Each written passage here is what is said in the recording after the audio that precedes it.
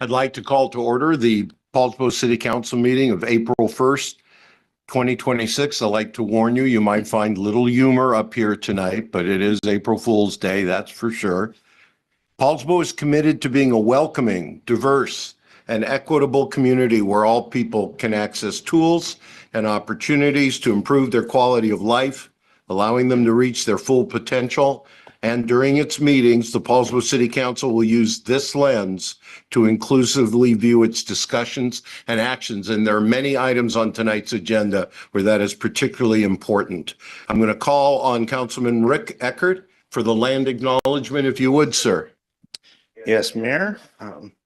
Poulsbo is located on the ancestral lands of the indigenous Suquamish people, for whom this place was known as Tuk-Tuk Lots, or the land of the vine maples.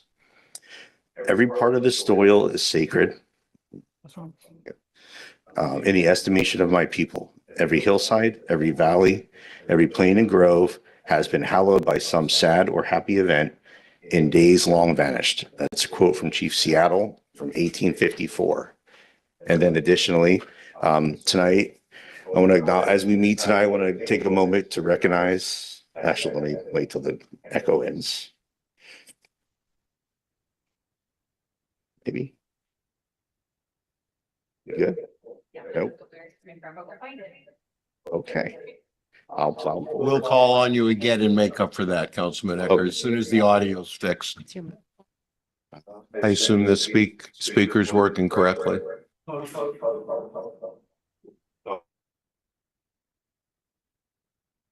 going to be a laptop with speakers. I don't know. No, wait, there we go. Okay. Okay. Tonight as we meet, we'll take a moment to recognize that tonight is the beginning of Passover, a time when Jewish families gather to remember the journey from slavery to freedom. This story, told for generations, reminds us that freedom, justice, and dignity are rights we must protect for all. It calls us to empathy, unity, and the courage to stand with those facing hardship. To our Jewish colleagues, staff, and neighbors, we honor your traditions and the values they bring to our city. May this Passover inspire us all to work toward a community where every person's story is valued and every future is bright. And bear with me. Hak Pesach Semeach, a joyous Passover to all who celebrate. And you honor us, Councilman Rick Eckert, and we thank you for that. Now we're going to have the Pledge of Allegiance. For those who can stand and join us, you're invited to do so.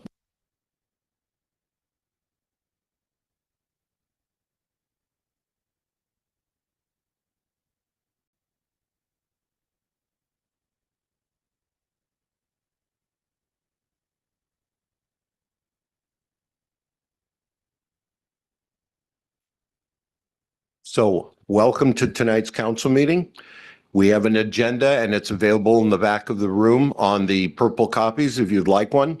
And turning to my colleagues on the council, there is no amendments to tonight's agenda. So I would entertain a motion from the council to approve the agenda as presented.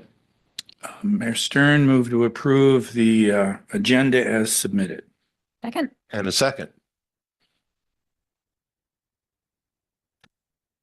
And turning to my right, my left, I'll call on Councilman Eckert. Eckert, aye. Tabor, aye.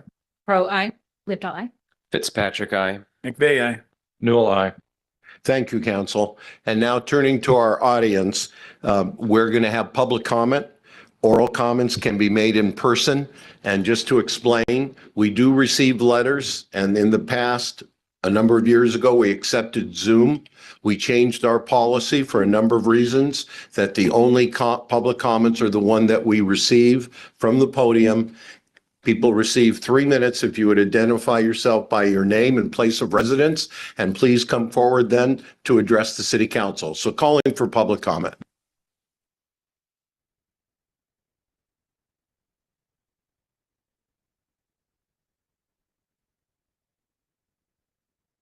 Hey, everybody. Good evening, Council. I'm Joey Solar. I'm the Director of Commercial for KW Commercial Greater 360 here on Viking and a resident of Poulsbo.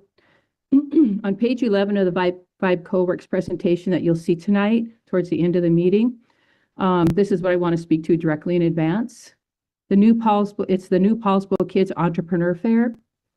And it's an event that's being launched under the Forston Community Foundation. I want to briefly explain why I brought this vision to light and how it fits into the presentation and the comprehensive plan.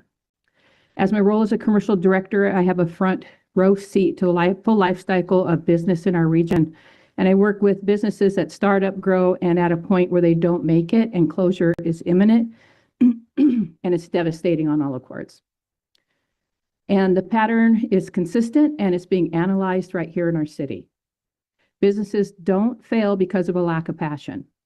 Businesses fail because there's gaps in operating understanding, financial discipline, and the ability to adapt when conditions change and antiquated processes and systems. Sometimes there are great ideas, but just not sustainable ones. So when I saw what's happening with Vibe Co-works and Matchstick Labs, I recognized something important. They're building a strong, vibrant, middle of the pipeline collaborative program that supports systems and is launching great success. What I see is we also need to build the early beginnings of that pipeline.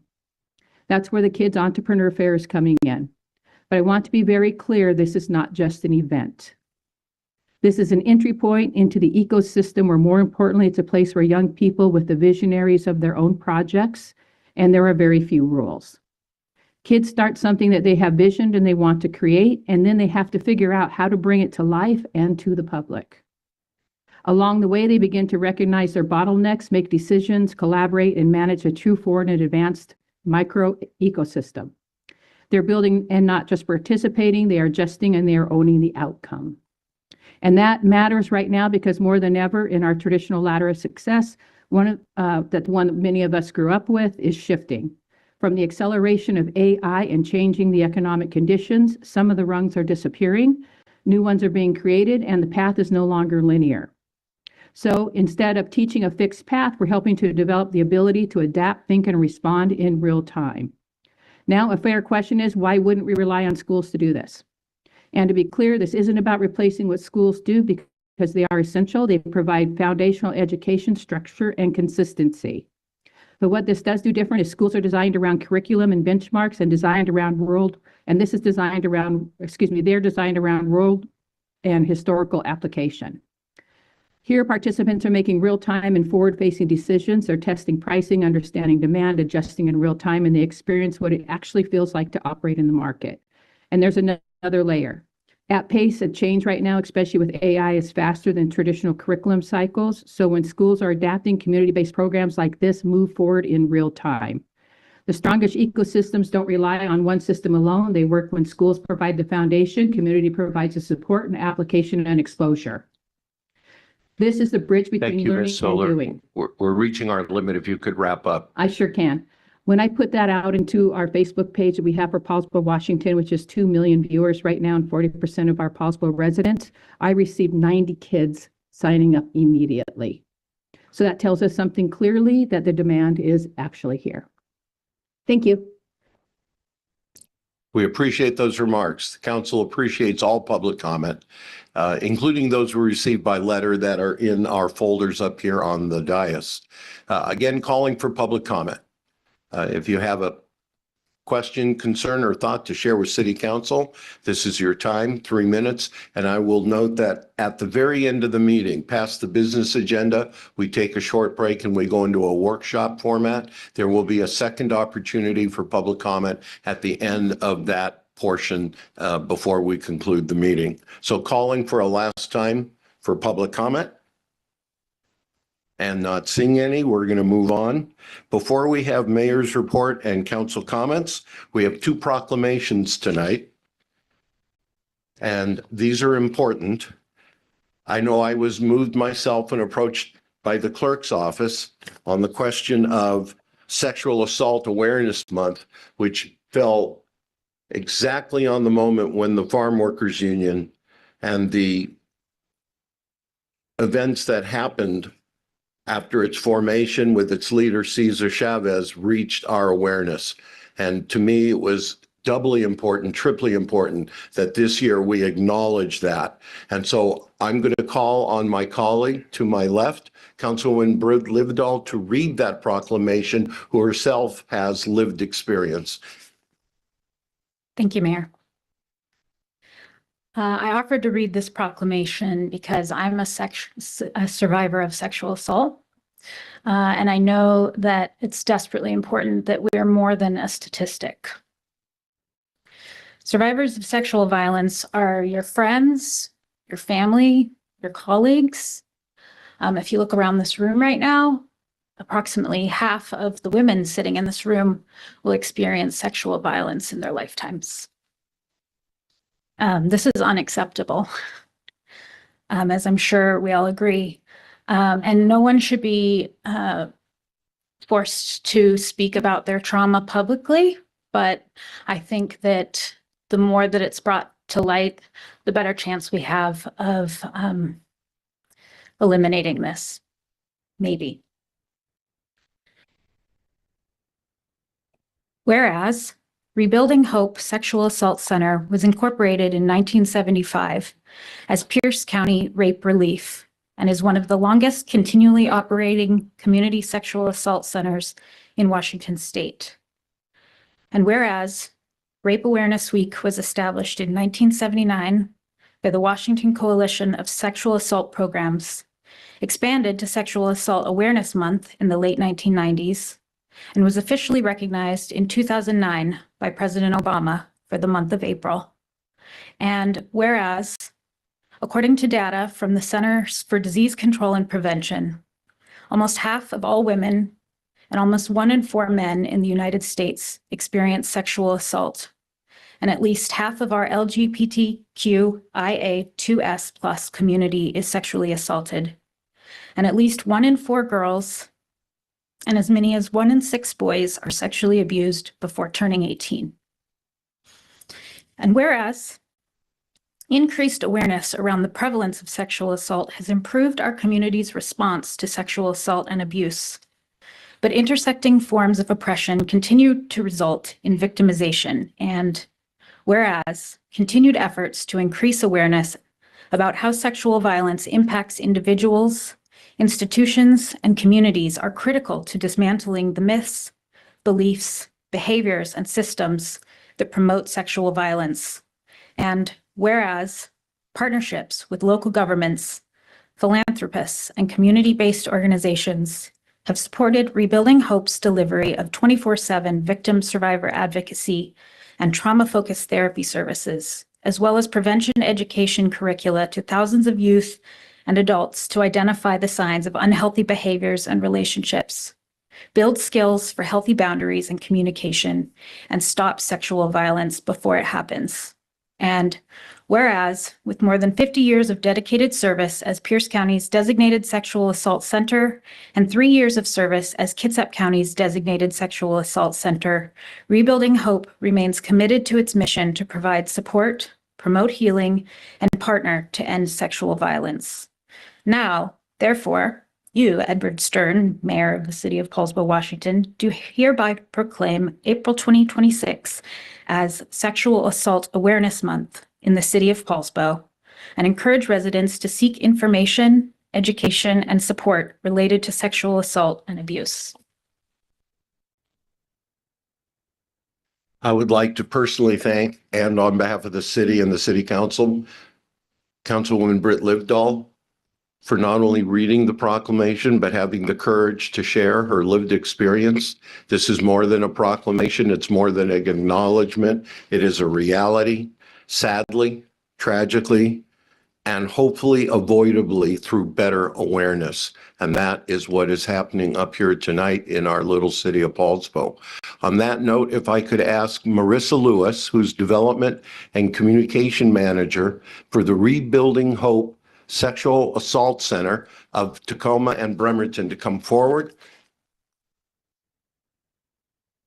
I would like to personally present you with the original proclamation Councilwoman Livedall read so well, and invite you to share some remarks from the podium if you would.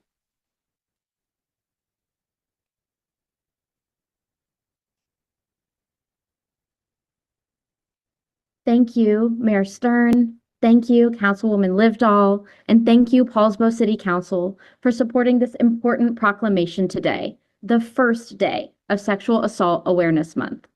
On behalf of Rebuilding Hope, we are truly honored by the City of Poulsbo's partnership in supporting victim survivors and building communities free from sexual violence.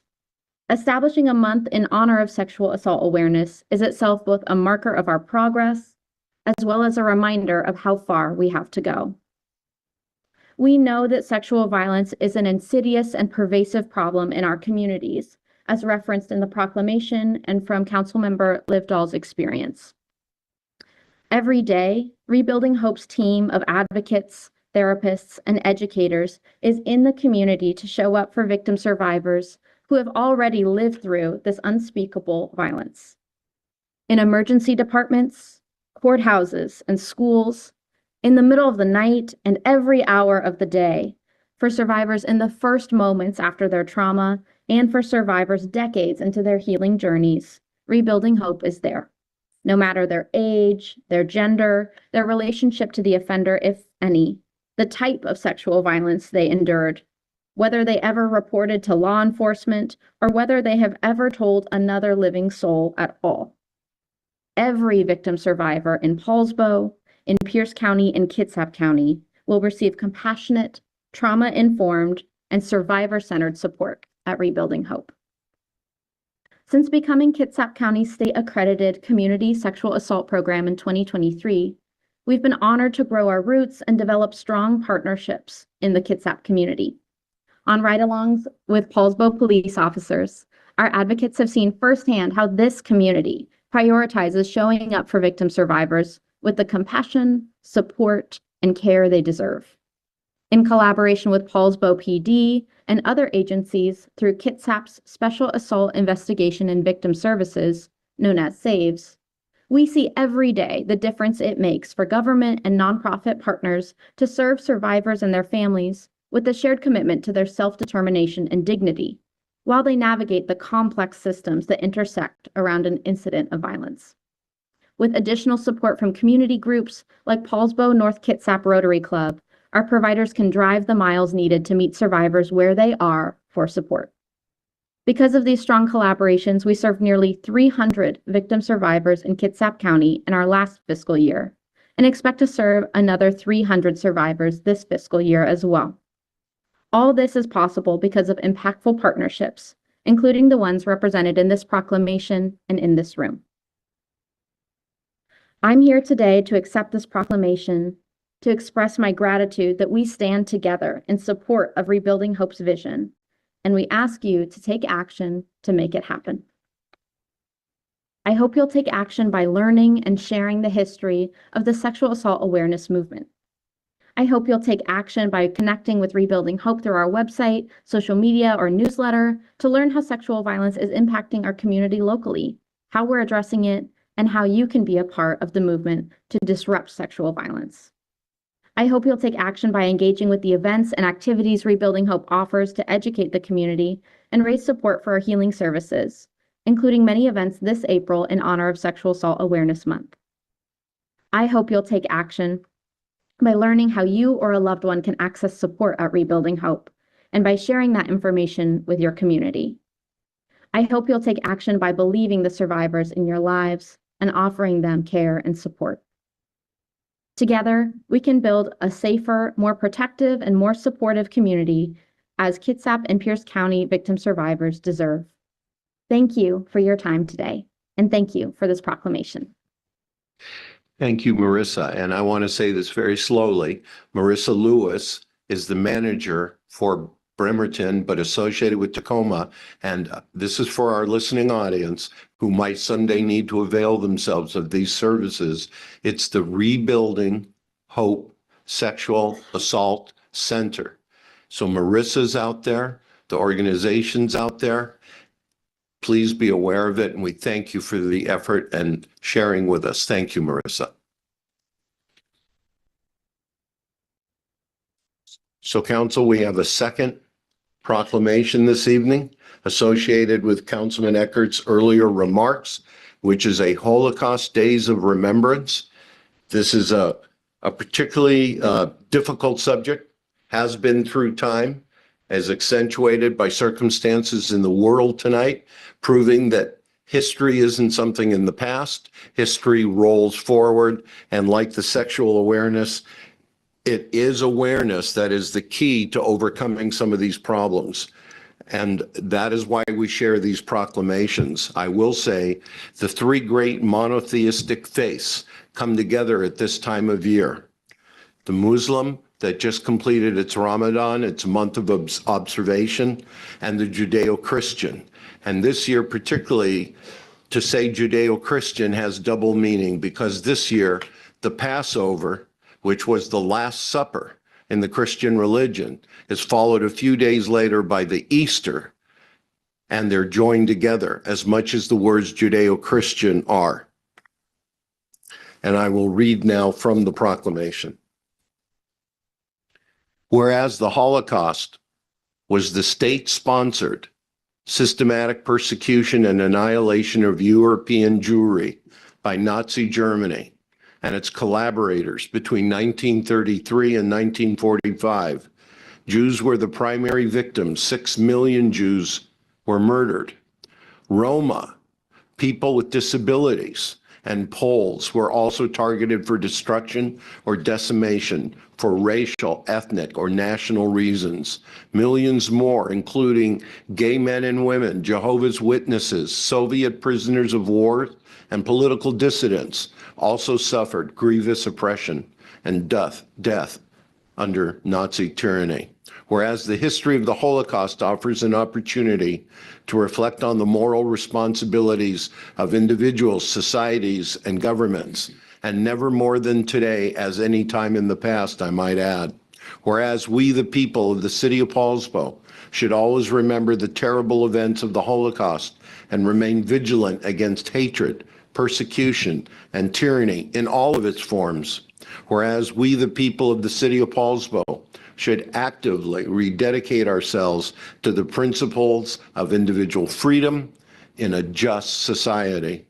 And whereas the days of remembrance have been set aside for the people of the city of Poulsbo to remember the victims of the Holocaust, as well as to reflect on the need for respect of all peoples.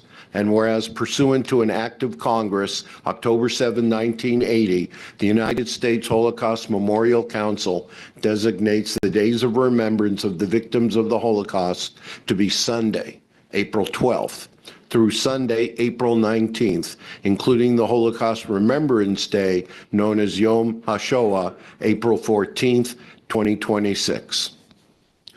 Thank you for bearing with us as we observe these important historical and modern events, because truly that's what they are. They bring us into the present. Now we're going to move on, in fact, to Mayor's report and council comments. Again, I'm going to start to my left with Councilman Rick Eckert. Good evening, Rick. Good evening, Mayor, Council, and thanks for coming, folks. Waiting night to start out. And you know, we joke today, you know, it's April Fool's Day, but so much more important things. And at the same time that we are recognizing truly the worst of us, 2 hours ago, we saw the best of us, where we just sent humans into space again for possibly the farthest they will ever leave from leaving this planet. And it brings hope.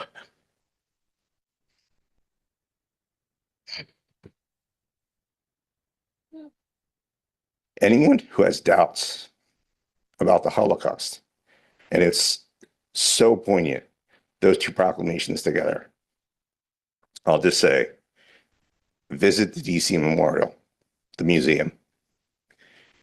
If you can spend 5 minutes in the Shoah Foundation's room, Voices of the Holocaust, and doubt, I have no hope for you. Thank you, Councilman Eckert. We appreciate your passion. Councilman Doug Tabor, good evening, sir. Thank you, Mayor. No comments from me tonight. And proceeding down the dais, Councilman Pam Crow. We appreciate you being here tonight, Pam. It's good to be here. Thank you for your comments and thank you for reading the proclamation and it being read from your heart. I really appreciate that and the vulnerability and the awareness of obviously what should not be occurring, but the fact that we still have to lean into doing work for the healing of others, as well as, you know, the other proclamation that reflecting the hurt and pains that we've walked through in humanity. So things are continuing that should not be continuing, and is beyond just a moment of reflection. It's also seeing how we can make things better for our fellow man. So thank you for being here and thank you for reading that, Britt. Thank you, Councilwoman Crowe. And again, Councilman Livedall, we appreciate your sharing tonight. Anything else to share with us? No, I have no comments. Thank you. Thank you for everything. And to my immediate right, Councilman Michael Fitzpatrick. Thank you, Mayor. Good evening, Poulsbo. I'm grateful to be with you all.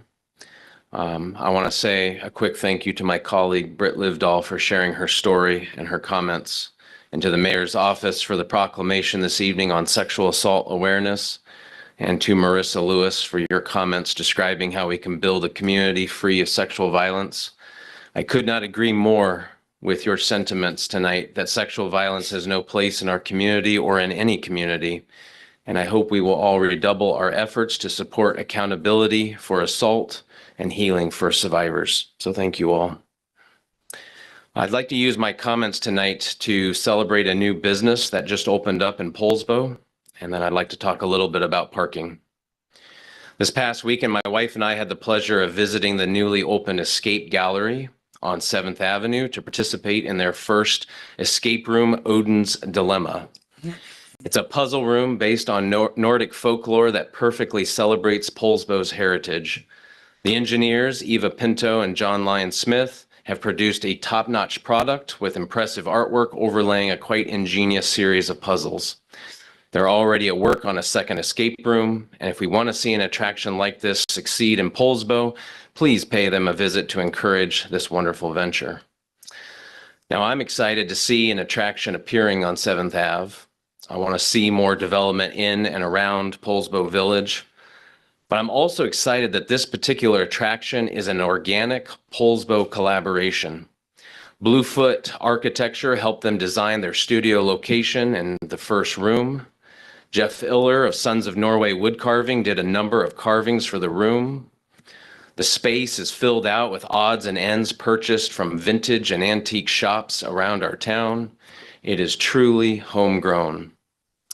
I also want to give a shout out for the help that Eva and John received from the Poulsbo Fire Department to successfully pass their safety inspections, and for the help they received from our planning department in navigating the sometimes tricky code requirements for escape rooms. They could not say enough about how helpful Heather, Edie, and the rest of the team were during the permitting process. Thank you, team. So please, everyone, go check out the Escape Gallery on 7th Avenue and let visitors know that we now have our first escape room in Poulsbo. Now to parking. At the March 11th, 2026 City Council workshop, we had a conversation with staff on how to move forward with a parking program for the downtown business area. It was a conversation that lasted for nearly an hour and 40 minutes. Council signaled to staff that we would like to vote soon on a resolution to implement a paid parking program this summer. Council seems to have settled the what and the why, but not yet the how. We know what we want to do, implement paid parking, and we know when we want to do it, soon. But there is still much to discuss on how to implement such a program, and that's what we're going to be doing tonight. For myself, I am neither for nor against paid parking. Paid parking is a tool, and whether it is the right tool depends on what we want to do. Whether you use a hammer or a screwdriver depends on whether you want to push in a nail or turn a screw. I would vote to continue parking enforcement if our goal is primarily to move long-term parkers out of premium spaces and incentivize more turnover. Alternatively, I am prepared to vote to implement paid parking if our goal is primarily to create a revenue stream to maintain, enforce, and improve accessibility to our downtown over the next 10 to 20 years. During our workshop, I pressed my colleagues to clearly state our goal. Whether you agree with the goal of the council or not, I appreciate my colleagues for achieving needed clarity on what we seek to accomplish. It seems to be the will of a majority of this council to collect use fees for a public fund dedicated to maintaining, enforcing, and improving access to downtown.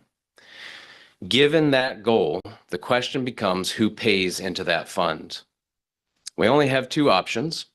We can either tax our residents and businesses within the city limits, or we can charge use fees to the people who use the downtown amenities, the majority of whom are not residents of Poulsbo. That is why paid parking as a tool fits this particular goal. Without use fees, the taxpayers of Poulsbo subsidize the free use of our downtown amenities. Use fees make it so that the people who use and enjoy these amenities also pay the cost of maintaining and improving them. It spreads the costs more equitably. Now, I assume no one boycotts the Narrows Bridge just because it's tolled. A toll is a use fee. It makes it so that the people who use the bridge at the Narrows pay for its maintenance and improvement. Paid parking is a use fee that works similarly. Now, I would plead with everyone in Kitsap County who uses our downtown to please not protest this policy direction by boycotting our downtown businesses. That hurts no one except the businesses themselves. I am quite aware that a majority of our residents in town currently oppose this policy change.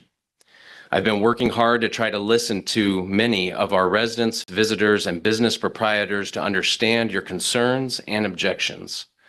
I myself would prefer we move more slowly towards this goal until we have more buy-in from our public and our businesses.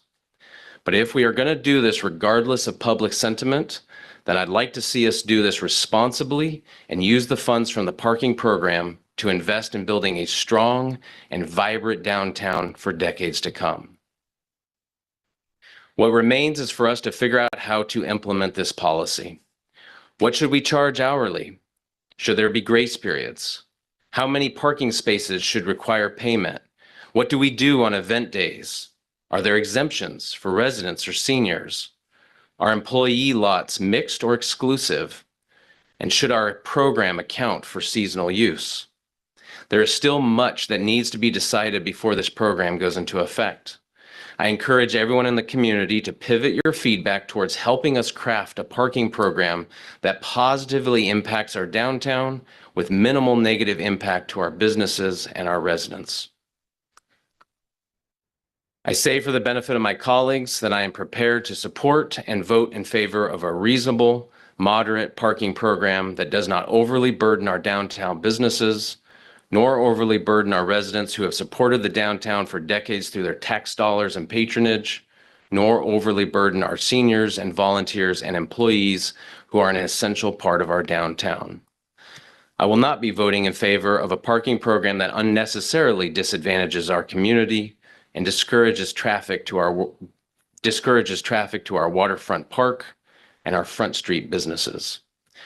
With that said, I look forward to a stimulating discussion with my colleagues tonight to hammer out these details and arrive at a sound compromise that garners the widest possible support across the council and hopefully from our community members who remain uneasy about the impact of this program. Thank you.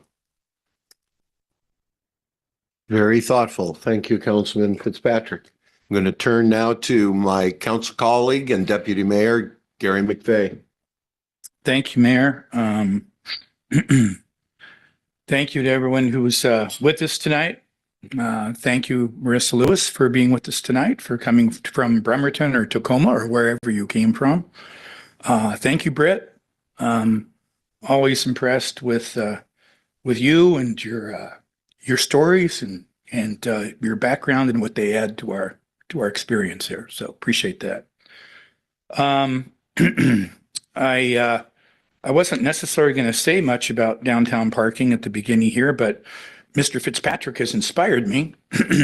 Thank you, Michael, for your thoughtful comments. For those of you who don't know, all of us up here have been involved in debating downtown parking and in some cases voting on motions and resolutions, except for Mr. Fitzpatrick, because he is our newest member of the council.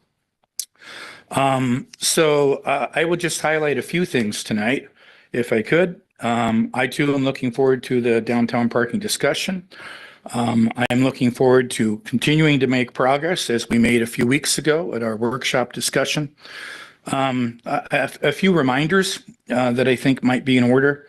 A year ago about this time, council voted 6-1 to move forward with a new downtown parking program. There were three primary elements to that new program in this order: new signage related to downtown parking, enforcement of the city's existing parking limits, which had not been enforced in more than 15 years, and then lastly, move forward with paid parking in some locations downtown in order to provide some additional resources that we can invest in adding to parking capacity. Those of us who have lived in this community for any length of time know how difficult downtown parking can be, particularly in the summer months. And I remain impressed with my council colleagues that 6 of us stepped up last year and voted to move forward rather than continuing to kick the can of downtown parking down the road as it has been for many decades. The approach that we outlined in that resolution a year ago was, and it tends to get forgotten in these discussions because everybody just goes right to paid parking. We designed a hybrid parking model where 60% of the spaces would remain free. 40% of spaces would be paid to provide some additional resources to invest in parking capacity. That 60% of remaining free spaces tends to get left out of the conversation oftentimes. I am committed tonight and going forward, and I'm hoping we will reach some consensus tonight. I like the hybrid model of providing some free spaces, and the spaces we would charge for are what we call the front row spaces in Anderson Parkway. They're the closest spaces, they're the best spaces. Everybody wants to be in them, okay? But since we passed that resolution a year ago, we've made significant progress, and I think that sometimes gets forgotten as well. So I talked about signage. I talked about parking enforcement that we've started. The first thing we did really was to identify some locations for employee parking. And we identified 150 new spaces that were not in our system previously that could be used primarily by downtown employees. Beyond that, we dedicated some city spaces, some publicly owned spaces for employee parking.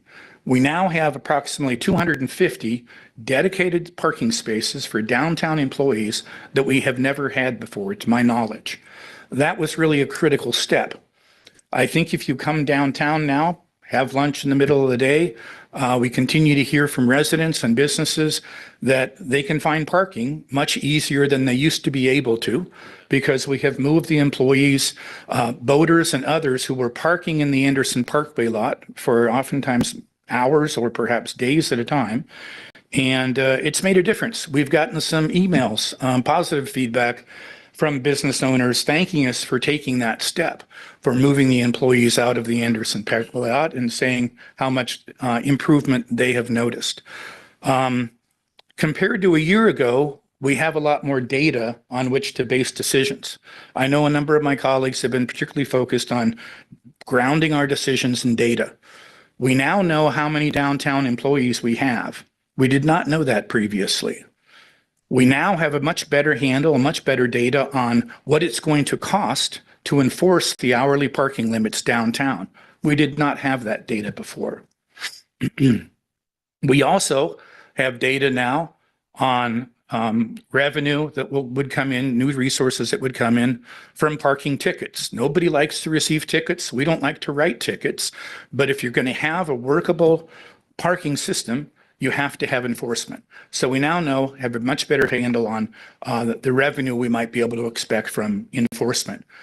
You add all those things together, and we're in a much better position now than we were a year ago to make some of these decisions.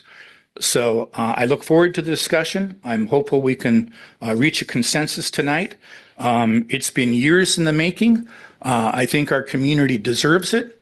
As I've mentioned more than once, for me, this is about the future.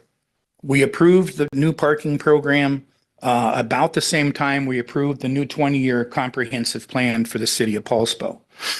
And I think I said something at the time that if we approve a new comprehensive 20-year plan without some sort of a plan to improve downtown parking, we should be arrested for legislative malpractice. And I still believe that. And I give us credit for actually doing that. So look forward to the conversation.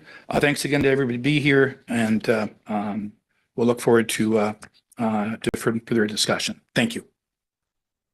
Councilman Newell. Yeah, I think we are, as you might expect, going to have an interesting conversation during our workshop today.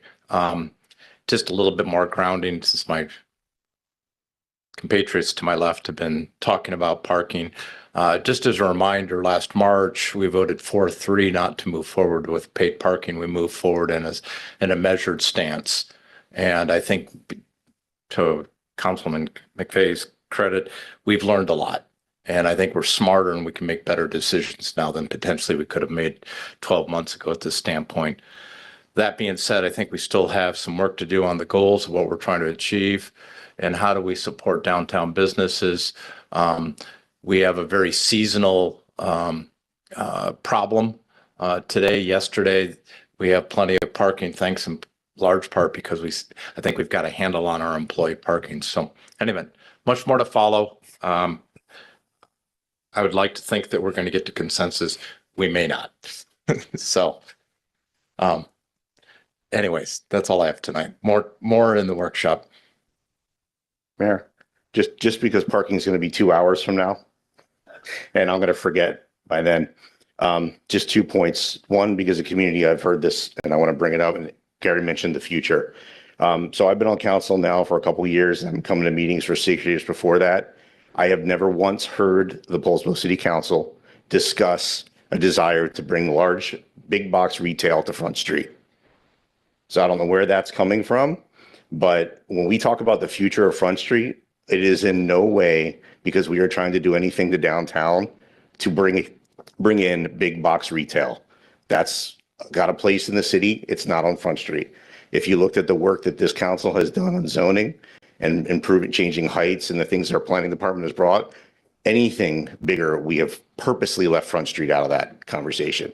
So I want to put that rumor to rest from the dais. And the second point, as Gary mentioned, we voted on a resolution that had 3 parts.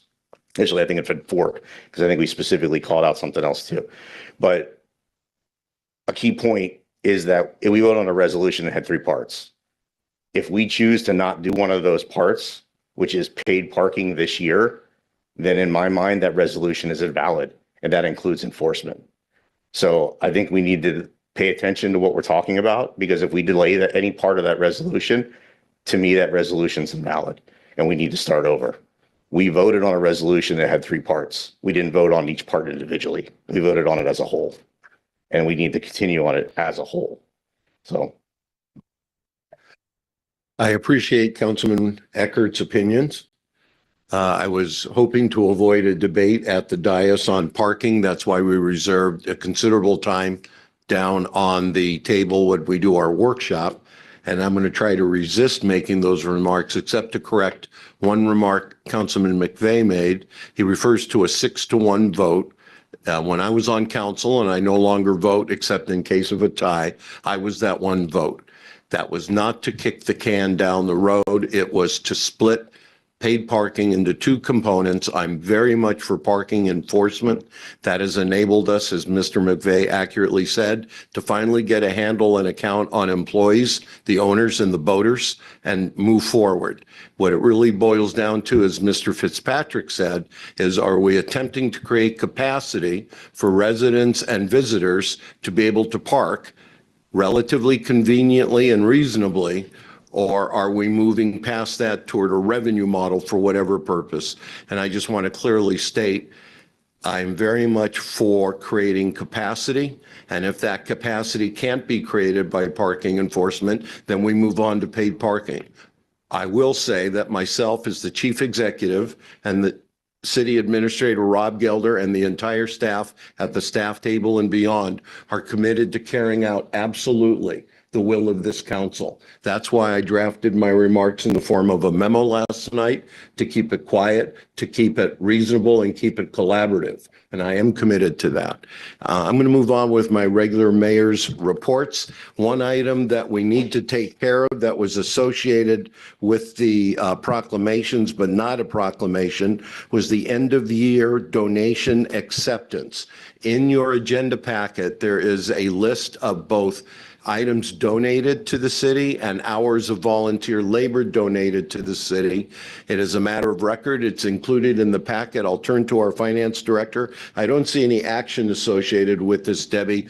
What would you have us do with this report that's before the council? This is the donations we've collected all year, and it's a policy for the mayor to present that to the council as to the public. So this is all in your council packets, and it shows the generosity of our community as well as citizens supporting many items and many programs for the city that the city performs and are able to do because of these donations. So we track those all year. So it's duly noted, it's included, and we can move on unless there's a question of the council or any note to be made. Very clearly presented. It is routine business. This happens once a year and is required for auditing purposes.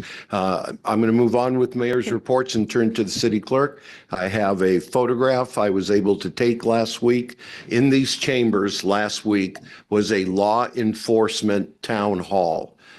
It was very successful. I'm going to go through the detail of it when the photo's up so we can all share in it. It was born of one of my inquiries when I was elected mayor. And in fact, the January 14th minutes contain a list of about 12 items the city clerk has included, one of which was to inquire as to reinstituting a police citizens advisory committee. We had one. It ended approximately some 10 years ago. In conferring with our police chief and city administrator Gelder and some of my colleagues on council and past Citizens Advisory Committee members, there's some question about whether a Citizens Advisory Committee composed of maybe 4 or 5 individuals, well-intentioned as they may be, can accurately represent citizen interests and concerns surrounding law enforcement. And so we attempted a town hall and invited the public to that and took questions. This was very much a dialogue based on the questions, concerns, thoughts of the public present. And I found it to be very refreshing, very transparent, and very revealing. So I'd like to thank our police chief, Ron Harding, in the audience. If you raise your hand, Ron, well done. City Administrator Rob Gelder, who adopted the format of the League of Women Voters during election cycle when they sponsored the debates of the mayors and councils, representatives, and senators, where they pass out cards, people write their questions down, those are gathered up, and then that question is presented by the MC to the panel. So what you see before you, council, of course, there's our city administrator on the far side, Rob Gelder, and then we had with us Chief Joe Clark of Bainbridge Island Police. We had the county prosecutor, Chad Enright. We had Deputy Chief Robin Houts of the Port Gamble Sklallam Tribe Police. We had Deputy Chief Tom Nance of the Suquamish Tribal Police Department. We had Kitsap County Undersheriff Russ Clithero. And it went very well. It went on for an hour and a half, and I was much emboldened to think that this approach of perhaps quarterly, not less than semi-annual town halls, where the public can engage our law enforcement, not only here in the council chambers, but in venues that might be less intimidating or more convenient. And so I'm weighing that thought, and I appreciate any feedback the council might have in that regard. So with that acknowledgement, and again, Chief Ron Harding, thank you ever so much for sponsoring and pulling together an outstanding panel. I think that's it, and I want to move on to board and commission and outside agency reports. So again, I'm going to start to my far left, Councilman Rick Eckert. Anything to report? Mr. Tabor? Ms. Crowe? Ms. Livedall? Nothing, Mr. Fitzpatrick, Mr. McVeigh, Mr. Newell. So I have two items to report on board commission where I represent this council and city. Housing Kitsap, meeting right now twice a month. There's the question in the county of not only low-income housing, but there's the question of affordable housing for workforce. We have the situation on Bainbridge Island involving Housing Kitsap, trying to proceed through rules and regulations and public concerns, the end result of which is that a lot of the workforce on Bainbridge Island can no longer afford to work there, are passing through this community and Suquamish. And as these communities and surrounding areas, the costs on housing are going up, they're moving to other areas of the county. The Housing Kitsap acknowledges that. The Blue Ribbon Commission that will be shortly being gavelled to order in later April will be looking at that. It is a pressing issue. In the meantime, here's one result. Our school district populations are dropping. They're dropping on Bainbridge Island. They're dropping in North Kitsap because young families of the workforce cannot afford to live and work in one and the same community. And that is a small tragedy growing. And so efforts are out there to look at that, to remove impediments and do what can be done. So that's my number one report from Housing Kitsap. And then to share with the council, the City of Bainbridge Island, City of Poulsbo Ad Hoc Committee, which is 3 council from this board, 3 council from the Bainbridge Island City Council, the mayor and the city manager. Our meeting, we meet quarterly. We will be meeting at 3 p.m. at the Bainbridge Island City Hall. So those of you that are on the ad hoc committee, you're expected at 3 o'clock. I will share that another goal I had that's again on that January 14 minutes in our packet tonight is to have restored, as the word I believe I will choose to use, a North Kitsap District Court. For a quarter century and longer, there was a North District courtroom at the back of the old Poulsbo City Hall. In the financial recession of 2008, 9, 10, and 11, the county consolidated all of its courts at Port Orchard. Seems to make financial sense, but it makes little sense for people who have to avail themselves of that service. There's only so much that can be done by remote or Zoom, so to speak. Domestic violence orders and the like have to be done in person. For those that are disadvantaged, low income, might have a problem with commute, vehicular access to Port Orchard, we're talking upwards of a 4-hour round trip to attend North District Court. That will be, for my part, the top item with the City of Bainbridge Island, but I'm happy to report to the council that fundamental progress has been made as far as the concept. I've had more than one meeting with North End County Commissioner Christine Rolfes. She's enthusiastic to see what we can come up with. I've had direct contact with the Suquamish tribe, and we will be having an MOU meeting in mid-May. I have now contact with the Port Gamble-Sklallam tribe and the outlying communities, including Silverdale. The citizens of Silverdale are very much involved in this. If we can assemble a strong expression of interest, Commissioner Rolfes indicates that if that can be delivered no later than August, efforts will be made in the upcoming budget period, working with court administration to see what can be done. And I'll end on this note. When you see our Poulsbo Police Department across the foyer, and you see the courtroom associated with it through those glass doors, you can see part of it, that was designed for a district court. When this building opened in 2010, it was designed to continue on the tradition and services in the north end of a district court, and all the facilities are there. It was a matter of financial restraint that we do not have that here today. And I think it's compelling for our people from Hansville to Silverhill, from Bainbridge Island to over to Lowfall to have access to their district court. It is a matter of equity and justice in my mind. I think that'll complete my board and commission reports. Council had nothing to report. So we're going to move on to city administrator and department head comments and start with our city administrator, Rob Geller. Good evening, Rob. Good evening, Mr. Mayor and council members. Just a couple quick points that council had funded activities this year in 2026 budget, specifically related to our website transition, so we can meet our ADA requirements. My thanks go out to Rhiannon and Brooks for scheduling 3 demos with 3 different platform vendors. So we've made it through there, and we'll continue to winnow it down to find something that is a lot easier for us to actually update and maintain, but also achieve and or exceed our ADA requirements as we go forward.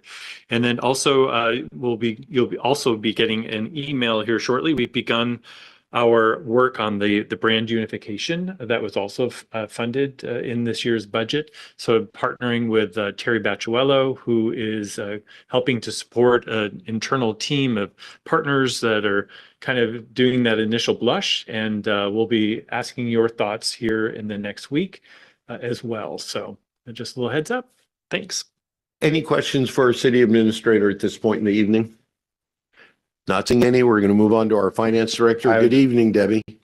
Rob, I know you showed me that data that you were able to compile on bond area. Is that progressing enough that we can schedule another meeting of that committee, or are you still gathering? I'm sorry, I did not hear the first You part. were able to show me the data that you were able to compile on the bond intersection, kind of how. The 307 working Yeah, group. is that reached That's the progress? the only data that we've been able to pull to date. Okay. So Still probably not not able to. enough to get everybody back together again. Okay, thank you. This is the first time I've called on you, Debbie, and you didn't have to say no, but because the council took care of that for you. Debbie, do you have anything to report tonight? I have nothing. And our city planner, who we'll be hearing from during the workshop on extensive comprehensive plan annual summary. Anything to share at this point, Heather? Thank you, Mayor. No, I will hold my comments till our discussion this evening. Thank you. And I turn to our very enthusiastic Parks and Recreation Director, Mr. Jeff Osmick, who never lets us down without a remark. Thank you, Jeff. Thank you, Mayor. I'm going to record that. That's great. Thank you. I do have a few remarks, and I have just 2 slides, so 10 seconds here. While I hit a button, I'll be quick, And there it is. Okay, here we go. On the screen, and there's a button. Come on, Jeff. There we go. All right, we are thrilled. It should be getting larger. Well, there it goes. So today kicks off Poetry Walks at Fish Park. So this is a collaboration with Kitsap Regional Library and Poulsbo Friends of the Library with the city. We're really thrilled about this ongoing collaboration. Just a couple days ago, our very own Councilmember Crow and Parks Coordinator Rachel Cornett were out in Fish Park in the evening putting 20 signs up. Each of the signs has a different form of poetry talking about nature. We really are thrilled to have this collaboration. It's beloved in the community. Highly encourage you to get out in weather that's better than today, unless you love this kind of weather like I do. But with that said, I'd like to hand this over to Councilmember Crow, who could speak a little bit more about this partnership and this program. Thank you, Jeff, for queuing that up. I really appreciate you leaning in to this partnership. So this is our 2nd year doing it. When we hope to continue for a 3rd year. Don't have a crystal ball, but this was a huge hit last year. And I don't know how many people visited the park and saw the poetry. There were a lot of comments that we did receive in reference to just the pleasantry of it. We're walking in a time that there's a lot of hard things happening, and walking through a beautiful park like Fish Park and reading poetry, it's, with some, a little bit of lightheartedness after something hard, some quality breathing. It really does help with wellness. So also, I just want to give a shout out to Rachel. She is a rock star It was wonderful walking through the park and placing the signs, and she is a wealth of information. It's the second time we've done it together. I hope to have her again. That I always look forward to connecting with her because she really is a fountain of knowledge, and she is passionate about parks and ways that really show the care come into fruition with how they look. The park is gorgeous, it's lovely. So thank you for the partnership. Really appreciate it. Thank you, Councilmember Crowe. And just a second on Rachel, she also led a wellness committee, I think that was today, laughter yoga that was well received. And I believe Miss City Administrator Gelder was there. Do you want to comment about laughter yoga? This was not planned. No, it was not planned. I have to give credit to the entire wellness committee for their creativity in bringing different activities to the staff. I didn't know what I was getting into, and definitely not now in terms of being put on the spot. But it's a great concept. It's really about introducing laughter. So even when it's not spontaneous laughter, you're actually forcing yourself to do it, but your brain does not distinguish between sort of a false laughter from one that is just spontaneous. And so you incorporate that along with breathing, and it just helps to invigorate and calm you and all that good stuff. So it was a great activity. And thanks to Rachel. Thank you so much. And the other couple comments are a shout out to Public Works. We've had a couple different park concerns that have come up, and the team has responded promptly, and community is really thrilled. Our staff are really thrilled. So thank you, Public Works and your whole team. Back to April. April is National Volunteer Month. And so the 19th of April through the 26th is National Volunteer Week.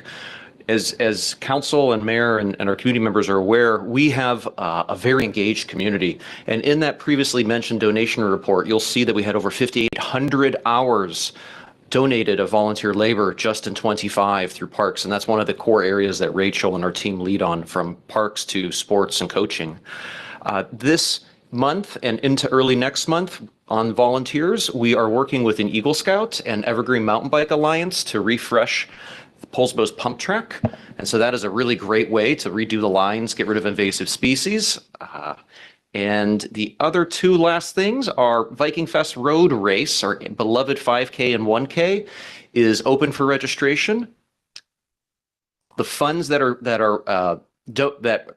the tickets that are sold for that, the registration, go back into community services, senior programs, little sports. So we're really thrilled. We're hoping to have another 900 people participate, and we hope the weather's better this year, because last year was pretty miserable. And tremendous news, this morning we got notice to proceed for construction for the PERC from RCO. So with that said, we have set a date for the ribbon cutting, and it's going to be coming out. We have a draft, but please pencil this in. 11 a.m. on Saturday, April 25th is the tentative date for the ribbon cutting, groundbreaking for the PERC. And those are my short remarks.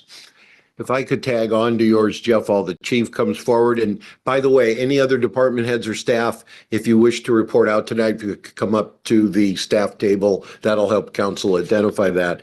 Number one, with volunteer week or month, as you describe it, Jeff, just again, look forward to working with you over the coming year to look at a charter for a park stewardship program, which is taking volunteerism and formalizing it where people would own a little piece of something near where they live or work and would take ongoing responsibility. Right, Jeff? Thank you, Mayor. And we do have a draft that's gone back to the Fish Park Steering Committee of the first draft of the stewardship program, and that's going to create a template for the rest of our parks. And I'm really looking forward to sharing that. It's going through the second revision right now.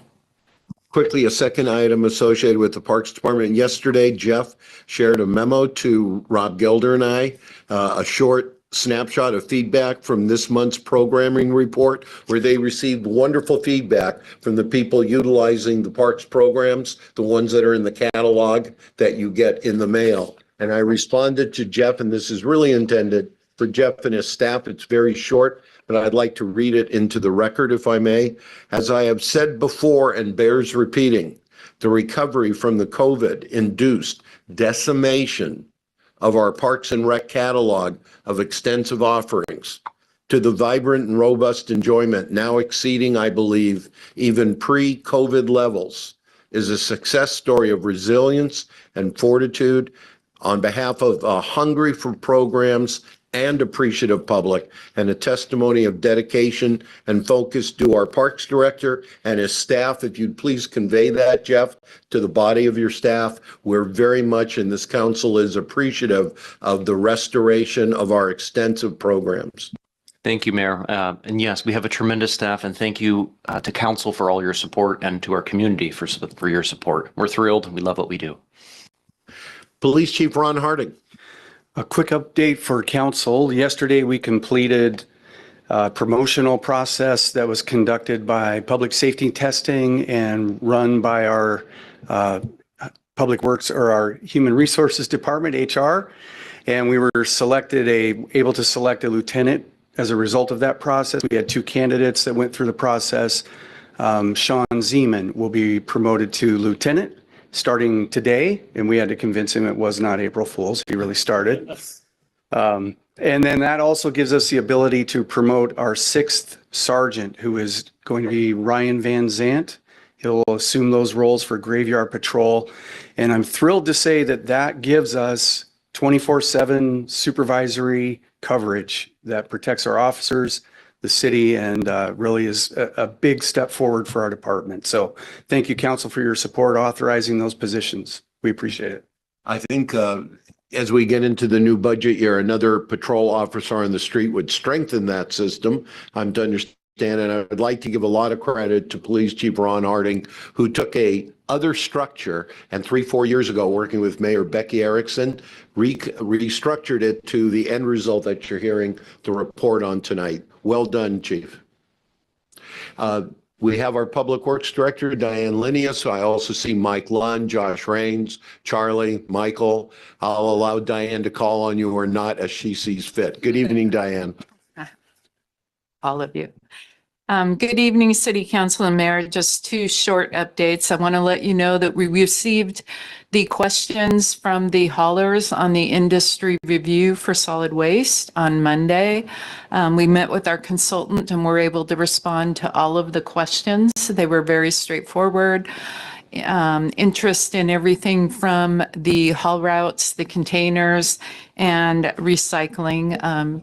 Mostly questions on the technical side, but we got a positive response from 3 haulers and a number of questions. So our goal is to respond to all of those and issue the RFP on April 13th.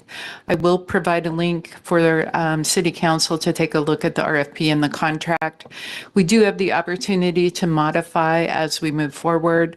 Solid waste is one of the few items that's regulated by the RCW. We can go through an RFP process and select, and then we can negotiate with our preferred provider. Just a reminder, we are basing the selection on 60% cost and 40% service. So looking forward to moving ahead with that.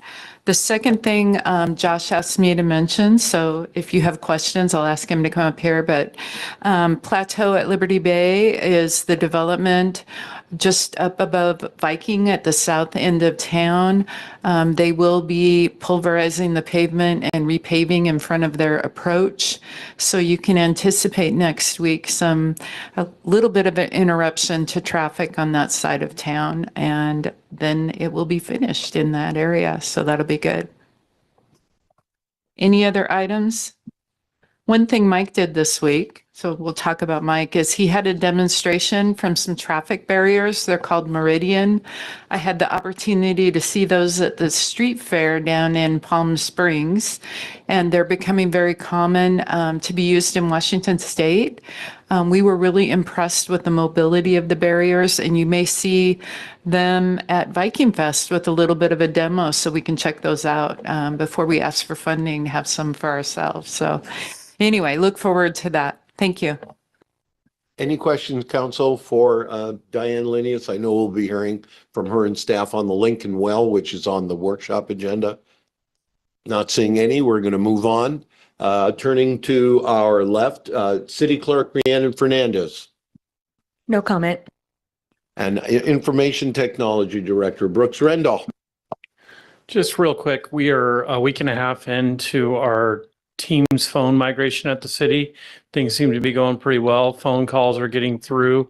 We had a few little hiccups in the beginning, but everything should be functioning as normal. That's it. I know there's been a lot of work on elevators, doors, entryways, working through it. If you see any glitches, to let Brooks know, but we should be through it here very shortly, Brooks. That's the goal, yes. It's a worthy goal, especially those of us who have to get in the building to work, right? Before we do the consent agenda, which is the next item we're looking at, I'd be remiss not to call out, and I want to thank City Administrator Rob Gelder. If you look over to the wall where the Suquamish Tribal Paddle is, added to it is an original artwork by Suquamish Tribal artist Kate Avacana.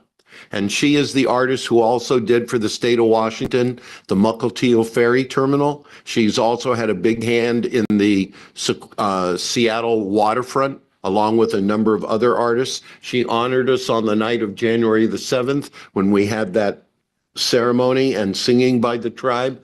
And I had forgotten we'd been presented with that when the city administrator surprised me with a matted and framed version, and that'll be a permanent piece now next to the paddle. So make sure to enjoy it, and we thank our closest and oldest neighbors, the Suquamish tribe, in every which way for the honoring which that represents. And the Johnson Roundabout. Go ahead, Rick. It's in Kate, also the Johnson Roundabout. Oh, and did the artwork at the Johnson Roundabout, at that large piece that's on the wall in circular form. Many pieces around. Thank you for that, Rick.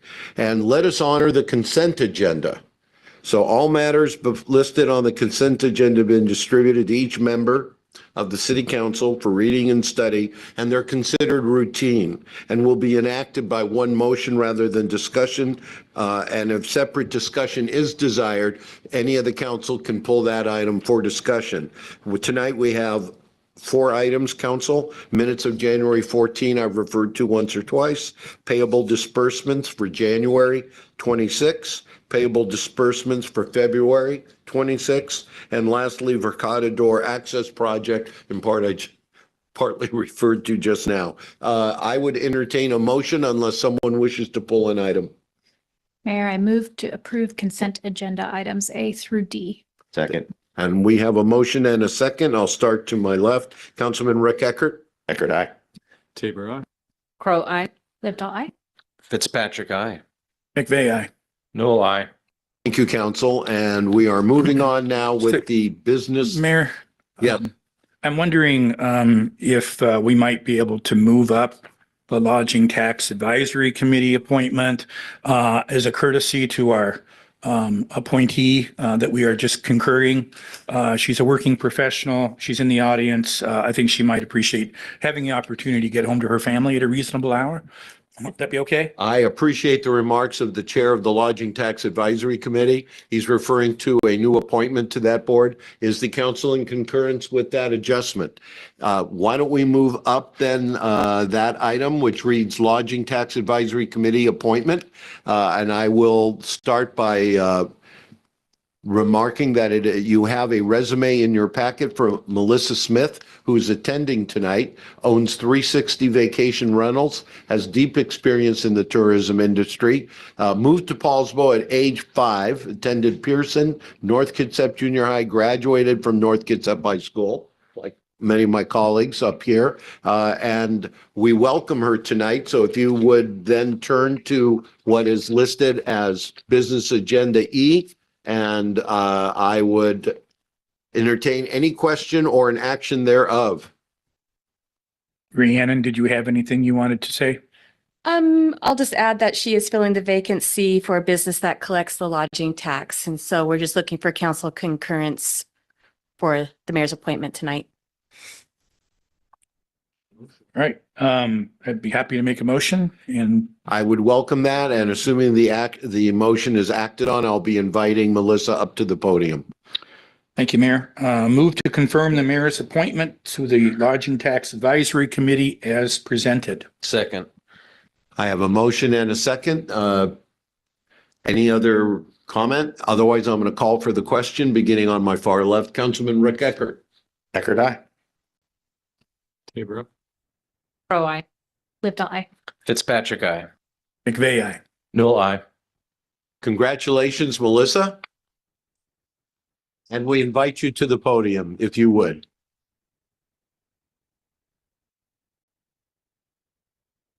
Thank you, Mayor and council members. I didn't mean to rearrange things, but I appreciate it. So yes, I'm Melissa Smith. My company is 360 Vacation Rentals, a property management company that exclusively manages vacation rentals in Kitsap. And yeah, as you mentioned, deep roots in Poulsbo. I lived here since I was 5. My first job was at Poulsbo Parks and Rec, coaching preschool sports. So Poulsbo is very near and dear to me. And I had to educate myself on lodging tax early in running this business, as I had to collect it from guests, tell owners it wasn't their money and it needed to be paid, and then figure out how to actually pay it. So lodging tax has been a part of my business structure as it needs to be. And so in doing that, I just learned to realize that it actually is handled locally, and it's not just state decisions on how this money was spent. And starting to talk with people who were on that committee, it was intriguing and interesting to be able to be a part of that decision-making process. I feel I have a slightly unique mindset on it, working with vacation rental guests who are coming to this area for very specific reasons. And myself and my team have direct communication with them, and they love to tell us why they're here and talk to us. So I look forward to meeting with the committee and hearing new ideas brought to the committee and how I can help with those decisions. I think there's a question from Councilwoman Livedall. Not a question, just a comment. Watch out. It might be a gateway committee appointment. This is how I started out. Oh, no. Here I am. Welcome, and thank you for your volunteerism. Thank you. I look forward to it. We appreciate it, Melissa. And if you have any problem with that chair, you're to let us know and we will support you 100%. Am I right, Mr. McVeigh? Yes, very much so. Although she's indebted to me now for moving her up on the agenda. Absolutely, yeah. On his side now, yep. Thank you for your willingness to serve, Melissa. Thank you, absolutely. You guys have a good night.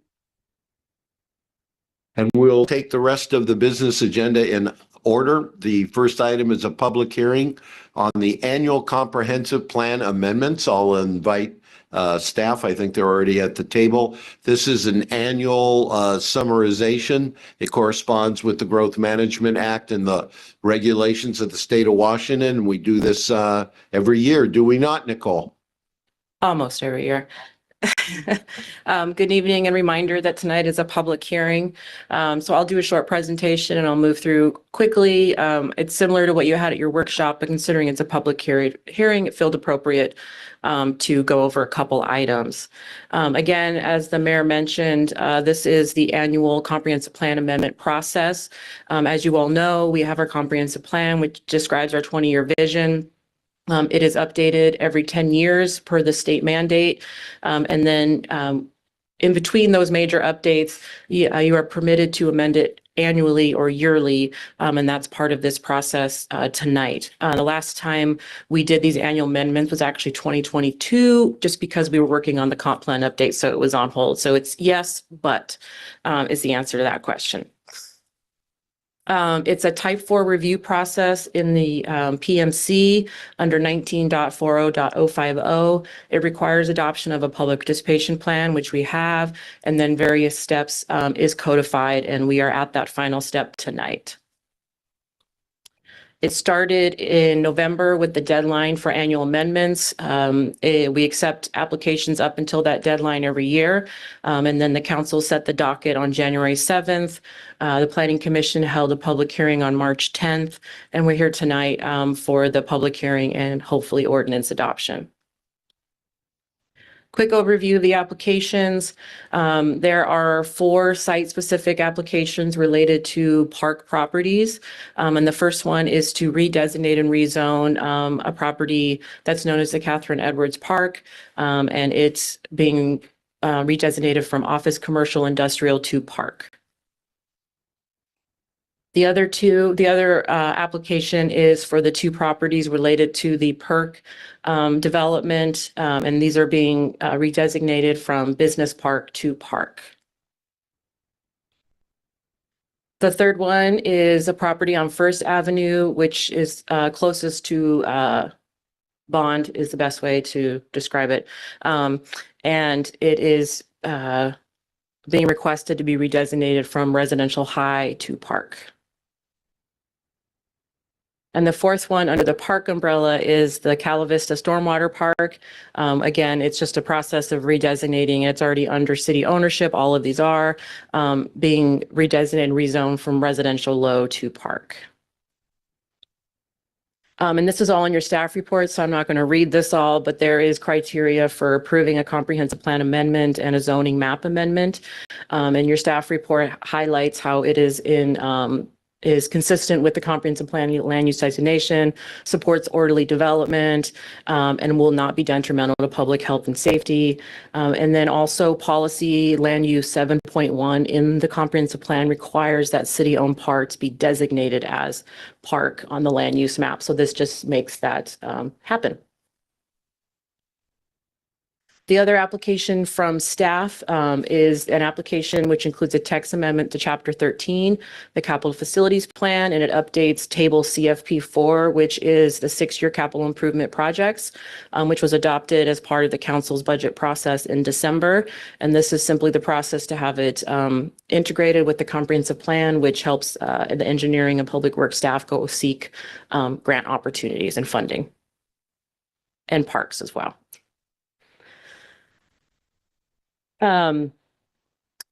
So this just highlights why it's also just repetitive from the staff reports that you receive.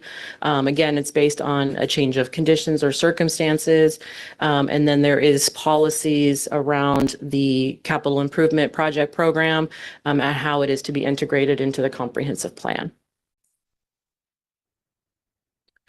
We had one private property owner initiated application, and that is to redesignate and rezone 4 properties at the north end of Viking city limits from light industrial to residential low.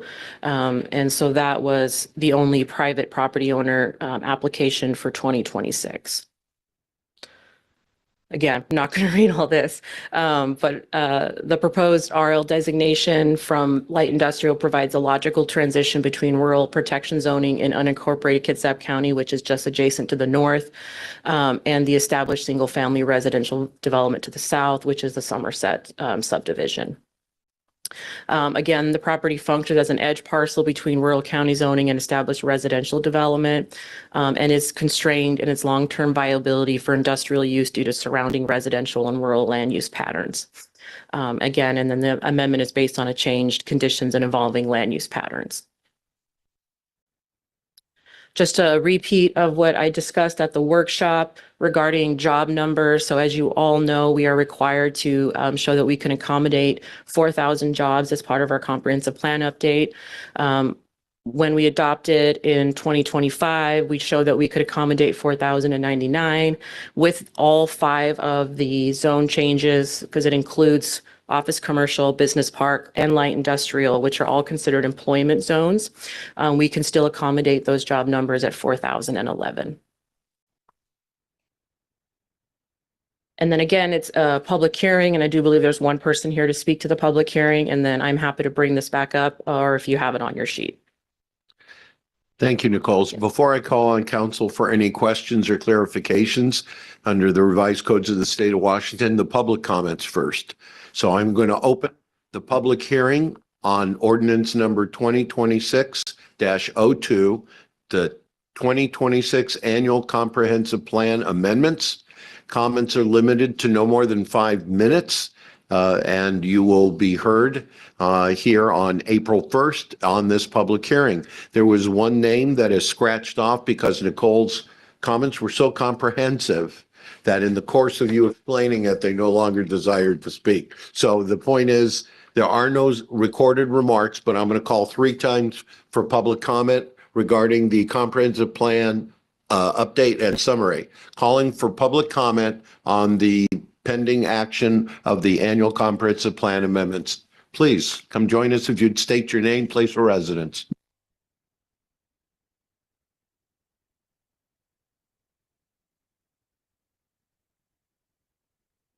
Hello again. My name is Susan Ogilvie, and this project up here, you saw the Ogilvie family. So the property's been in our family 86 years. It's 5 generations now. And kind of speaking back to your comments earlier in the meeting about affordable housing, the little bit down there that we would like to take back to residential is going to build just 2 small homes that are affordable. And we're just very excited about the opportunity to be part of that. We've been a young family and now we have grandchildren, and we're just glad to see Poulsbo. We're right next to the Somerset, and that was all woods. Our kids used to play in the woods, and it was an adjustment. But when we saw families to have affordable housing, it meant a lot to us. And so we'd like to do that with that lower piece. And so just thank you for the opportunity to speak. We appreciate the legacy of the family. We appreciate small homes, which kind of accommodates small families on small budgets. So we thank you. Calling for public comment in regards to the comprehensive plan amendments we just detailed. Calling for public comment.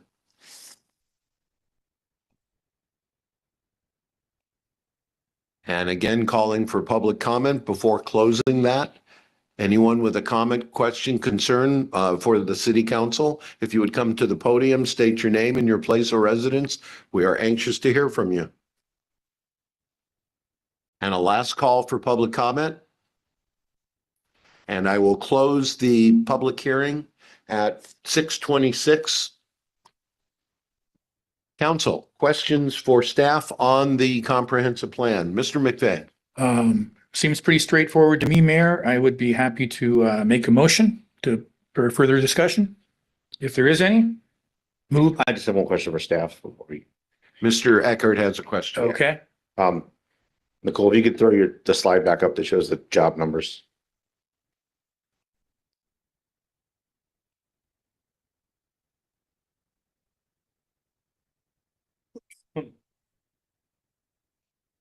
Yeah, thank you. So good job at outlining the total numbers and how that impacts.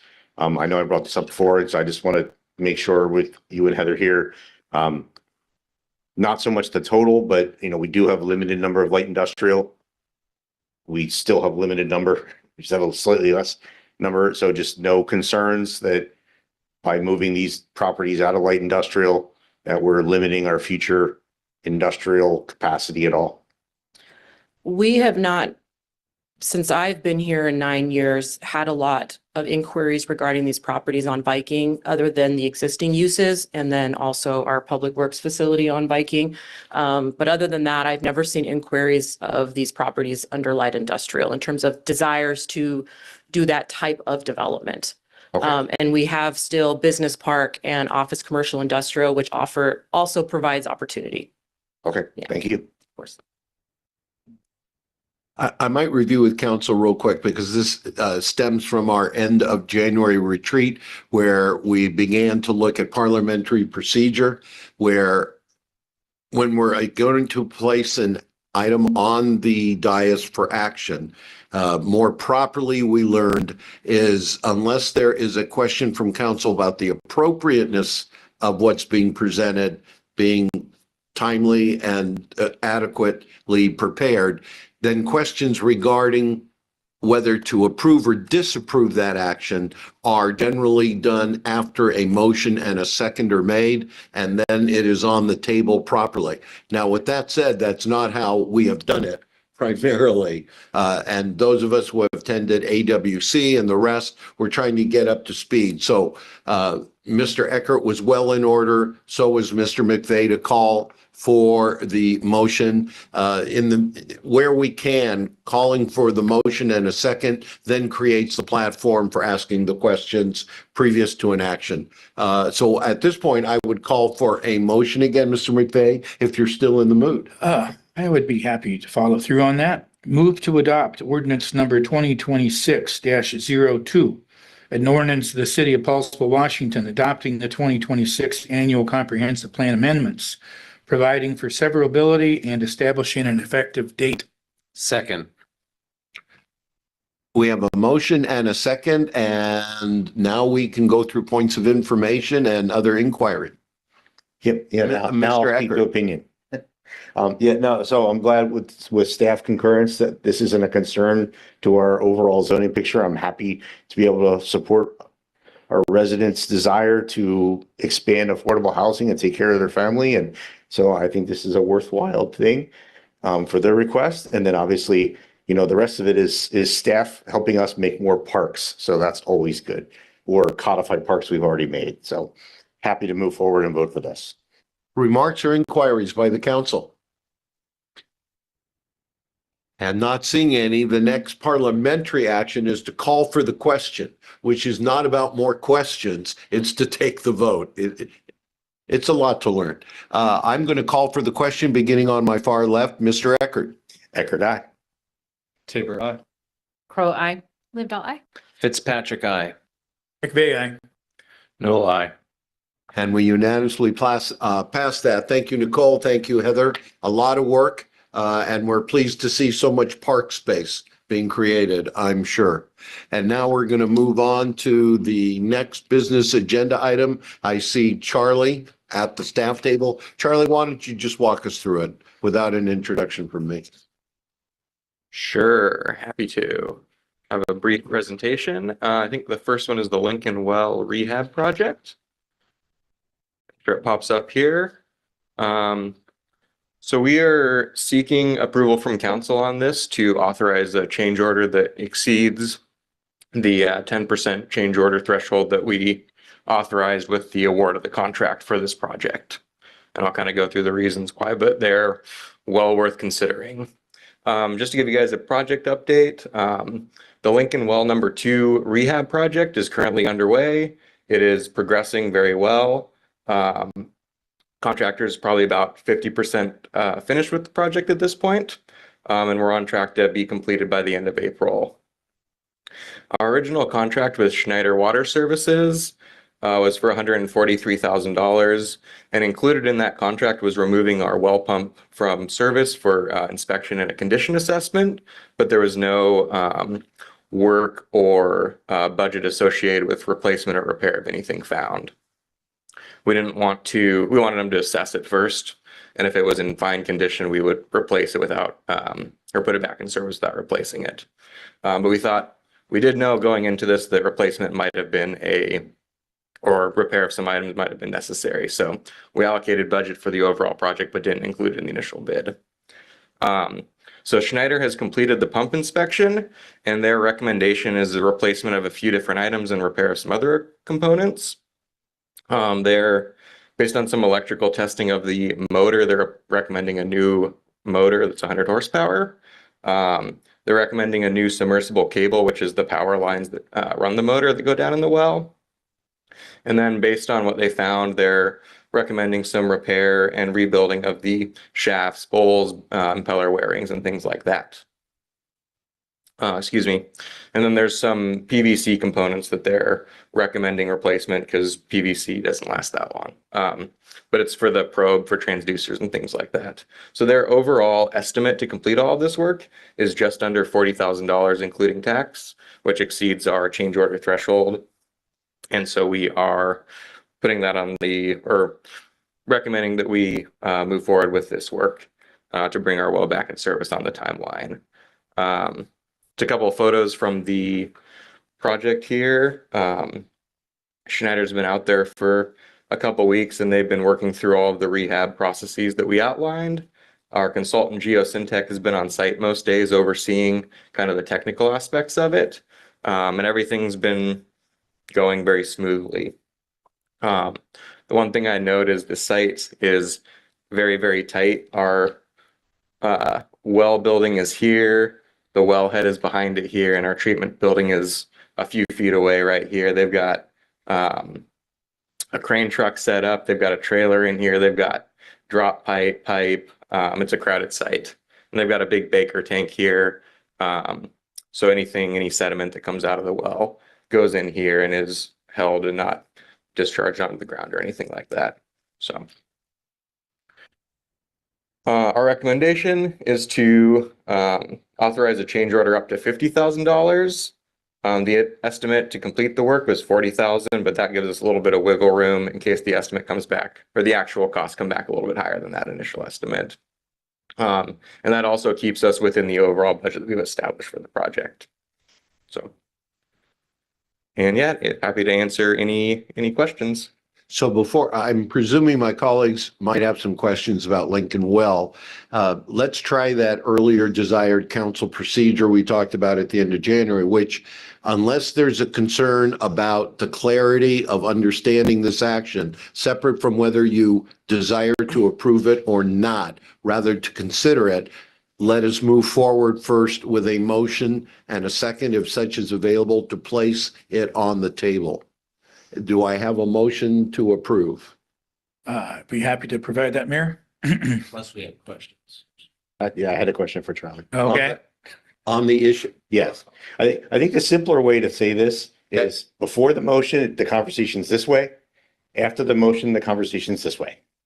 I mean, that's really, but anyway, you mentioned replacing PVC. Does this give us any opportunity to put more durable materials in there so that we don't encounter the same issue, short term?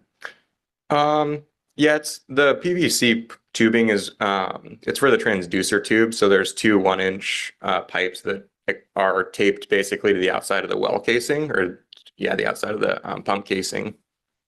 And it's so that we can have one that has our transducer that goes down in the well in it, and then it gives us a second one to do either like a future video inspection or something of that nature. And the ones that were previously in there were just like slip joint PVC fittings. And so they're recommending a threaded fitting, which is more standard for wells. So it's a slightly better product than we had in there previously. I won't say it's going to extend the length because it's a pretty minor component, and the cost component's fairly minor as well. So.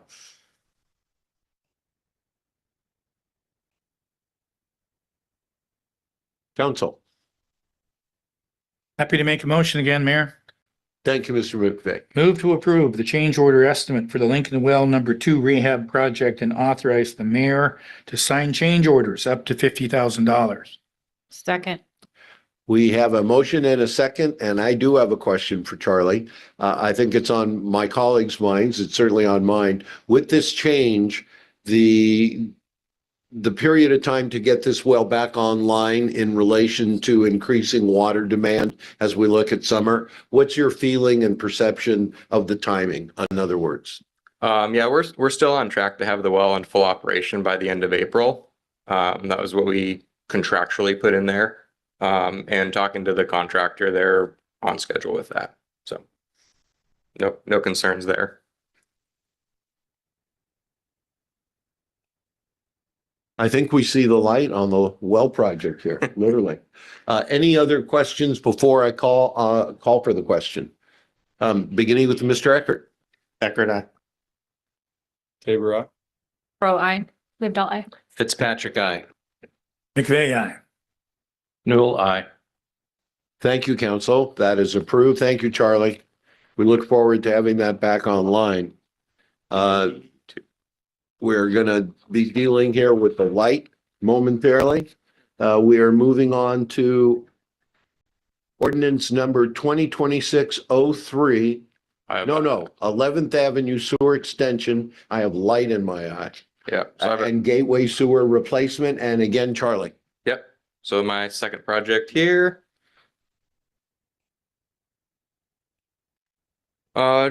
Just update about our, I'm calling it our small sewer project because the 11th Avenue and Gateway Sewer Replacement Project's kind of a mouthful. We opened bids last month and we are ready to award a contract. So just a little bit of background to remind you guys of this project. We lumped two small sewer projects together with the idea of creating kind of a better package for the bidding environment. One of them extends sewer on 11th Avenue, just off of where Lincoln goes. So that's about 400 linear feet of new sewer. And then the second project is replacing a portion of very old city-owned sewer main in the Gateway Church parking lot behind Nordic Cottages. It's been problematic, and Public Works has had to do quite a bit of root cutting and jetting of that short section of main. It's only about 100 feet, so we're taking action to replace that. Last fall, we worked on the design and did the design in-house with city staff and a little bit of help from a surveyor. We advertised the project in February and opened bids in March. A couple weeks ago, for a relatively small project, we had quite a few bidders submitted. We had 14 bids, which might be the most I've ever received on a project. And it wasn't what I was expecting for a $350,000 sewer project, to be honest. We determined one bidder to be non-responsive, unfortunately, but we still had 13 very competitive bids. The engineer's estimate was $360,000. We had 4 bids below the estimate, and it was a pretty tight bid, all things considered. We had 9 within about $100,000 range. And the low bidder was Flowline LLP, not a contractor that I've heard of or worked with before, but their references checked out, and the people that I talked to had good things to say about them, and so we're eager to work with them. Happy that they were interested in our project.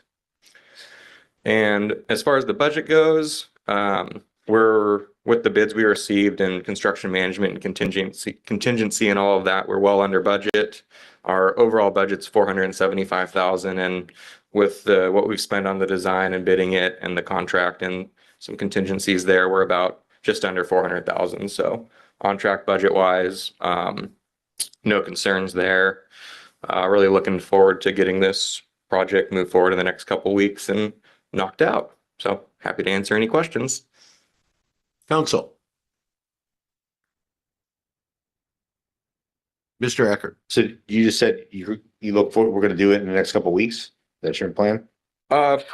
Yeah, we'll see what the contractor's schedule is. Okay. My suspicion is that the overall project is probably about a month between the two sites.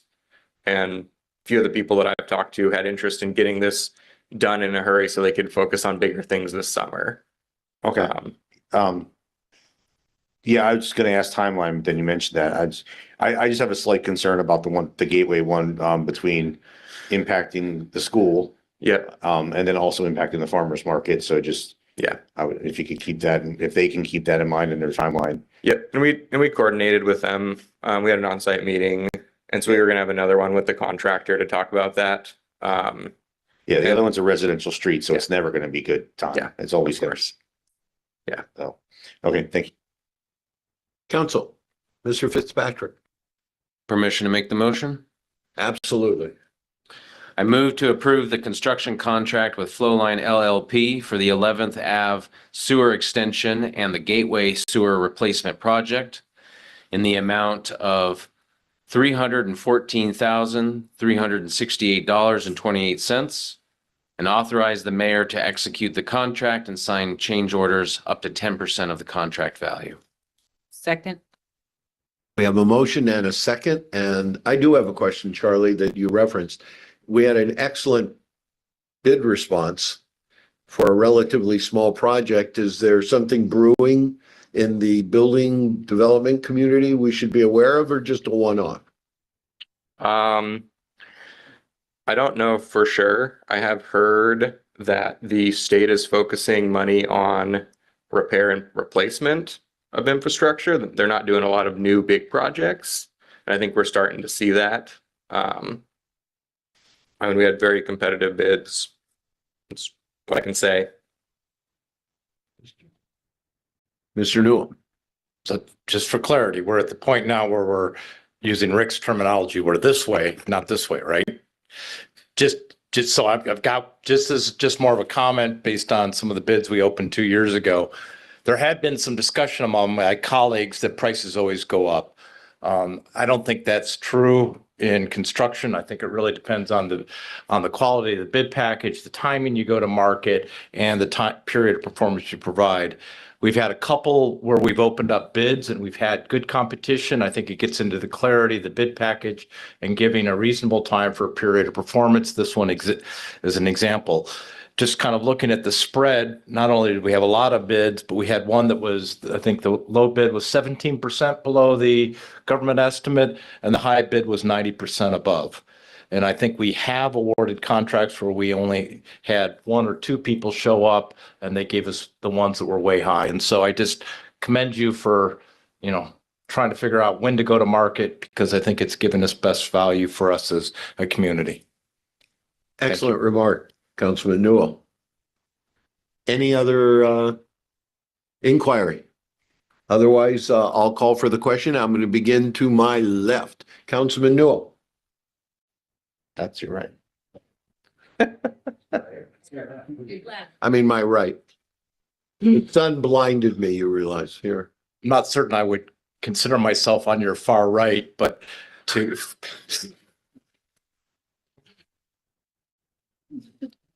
Newell, aye. Gratefully. McVeigh, aye. Fitzpatrick, aye. Lived aye. Crow, aye. Tabor, aye. Eckert, aye. Excellent. And I think that completes the business agenda portion. No, one more item. The one that the sunlight blinded me on. Ordinance number 2026-03, the 2025 fourth quarter budget amendments led by our finance director, Debbie Boer. Debbie. Good evening. This is the ordinance incorporating the budget amendments that were made in the fourth quarter. This one comes late before council because we're trying to gather all those final numbers. And if you remember, we just approved the last amendment that covered all of the lease transactions. So this is the final steps to adopt the mid-budget for 25. If there's any questions. Any questions for Debbie? I had to have one question. The money that we discussed, the 2.5 million that we discussed in our finance group, I don't know what to call it at this point. We talked about needing to bring that before council. Is that represented in this budget amendment, or is that going to be a separate discussion? That budget amendment was approved, I believe, in the second quarter, so it's already been incorporated into this, or the third quarter. So Right, there was a transfer action we talked about needing to Correct. either move it or leave it and all, and it. So the budget allows for the transfer to go to that facilities fund. The question that will go forward with in the future is, will we want to leave it in the facility fund for future projects or purchases? Because that amendment then will be done in as part of the 26 mid-budget ordinances.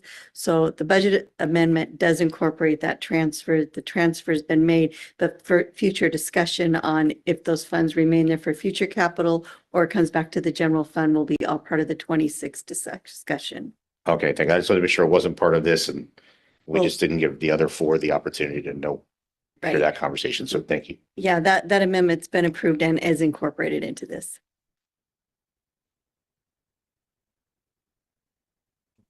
Any other inquiry? We have a motion and a second, and at the risk of confusing this with the larger electorate. Sorry, Mr. Mayor, we do not have a motion on the table yet. I'd be happy to make one if you'd like me good. to. That light was strong tonight. Okay. Move to approve ordinance number 2026-03, an amendment of the city of Poulsbo, Washington, amending the 2025-26 biennial budget adopted by ordinance number 2024-19 to revise the revenues and appropriations regarding certain funds and approving an ordinance summary for publication. Second. We have a motion and a second on the table. Any further inquiry for calling for the vote? And without trying to offend the larger voting electorate, am I beginning with my far right or far left? I'll go first. Thank you, Mr. Eckert.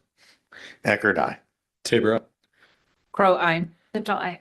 Fitzpatrick, aye. McVeigh, aye. Newell, aye. Thank you for upholding part of the electorate, Mr. Newell. We're going to be adjourning. I do want to note, we're going to move into a workshop format. Does the council desire 5 or 10 minutes on the break? 10 minutes seems to be consensus. I will add for the audience, when we meet next week, we will not be meeting at the dais. We're going to meet directly at 5 p.m. In the workshop format. That is a less formal process. We will take no action on any item. It is strictly a workshop, reviewing pending items that then might come to the following business agenda a week later. So April 8th will just be a workshop. It is 6:50. We will convene again at 7 p.m.